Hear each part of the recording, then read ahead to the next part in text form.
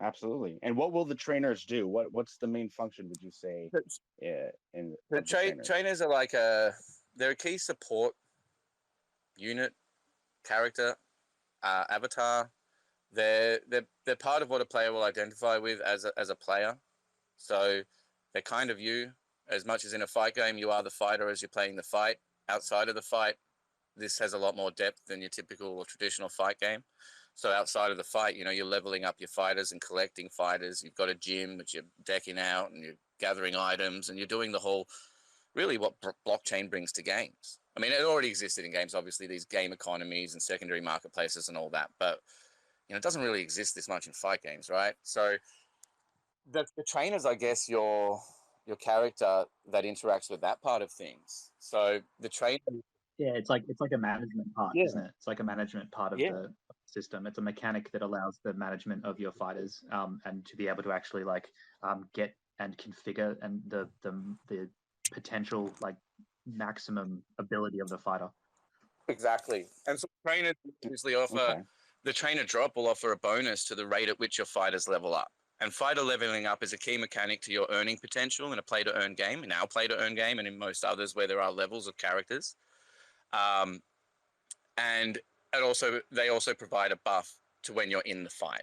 So when you're using an NFT mode for fighting, where your NFTs are active, a non NFT mode, they apply a very slight buff to the fighter itself. And we've been talking about including a sort of a map buff or how would you describe that, Dale? And when you're playing single player mode, and they might increase the drop rate of rare NFT.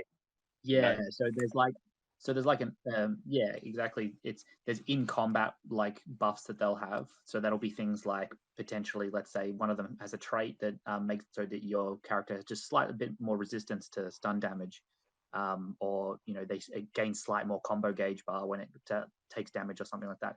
And then there are more overview ones where it actually it's more strategical. You'll get more benefit from the experience, or you get more benefit from the reward, or percentage of item dropping will be increased and things like that. So they're just sort of little boosts to the gameplay. So a trainer is really the key part of that whole other dimension as far as player interaction goes. So we see a lot of future value in the trainers. They're a limited supply, right? So the way we're envisioning it is that the trainer NFT drop, great, they're all special. There's 10,000 of them. We'll release another 5 or 10,000 when we release a new region. They'll be themed with that region.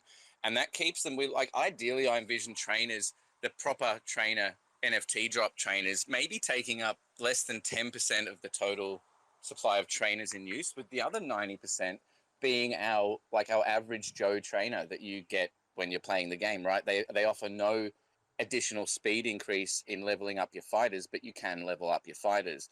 They offer no increase to your battle, or maybe they offer such a basic one that it's a basic. They're the baseline. But if you want to speed up your ability to earn more, if you want to increase your earning potential, if you want to train more fighters, if you want a better bonus in battle, then you get one of the Gen 1s or the Gen 0s. You get one of the drop trainers. So there'll be two classes, your basic guy and your proper one that came from a drop.